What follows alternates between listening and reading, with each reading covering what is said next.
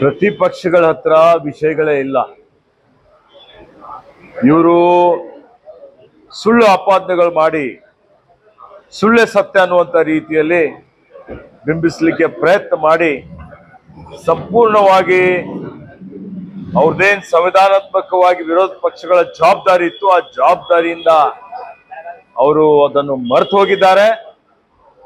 ಇವತ್ತು ಜನರು ಅರ್ಥ ಮಾಡಿಕೊಂಡಿದ್ದಾರೆ. ಹೀಗಾಗಿ ಯಾವುದೇ ಜ್ವಲಂತ ವಿಷಯಗಳ ಬಗ್ಗೆ ಅವರು ಚರ್ಚೆನೂ ಮಾಡಿಲ್ಲ. ಮತ್ತೆ ಇವತ್ತು ಅವರೇನು ತೃಪ್ತಿ ತಂದಿಲ್ಲ ಅಂತ ಹೇಳ್ತಾ ಇದ್ದಾರೆ, ಅದು ಬರೀ ಸುಳ್ಳು ಹೇಳ್ತಾ ಇದ್ದಾರೆ. ಇವತ್ತು ಅವ್ರಿಗೆ ಎಲ್ಲಾ ರೀತಿಯಲ್ಲಿ ಹಿನ್ನಡೆ ಆಗಿದೆ.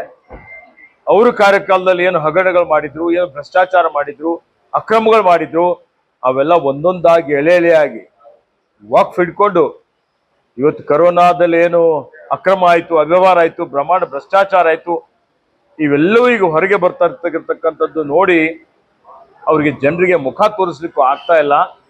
ಆ ಕಾರಣಕ್ಕಾಗಿ ಇಂಥ ಹೇಳಿಕೆಗಳನ್ನು ಕೊಡ್ತಾ ಇದ್ದಾರೆ.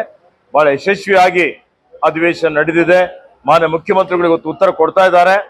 ಮತ್ತೆ ಜನ ಸಂತುಷ್ಟವಾಗಿದ್ದಾರೆ.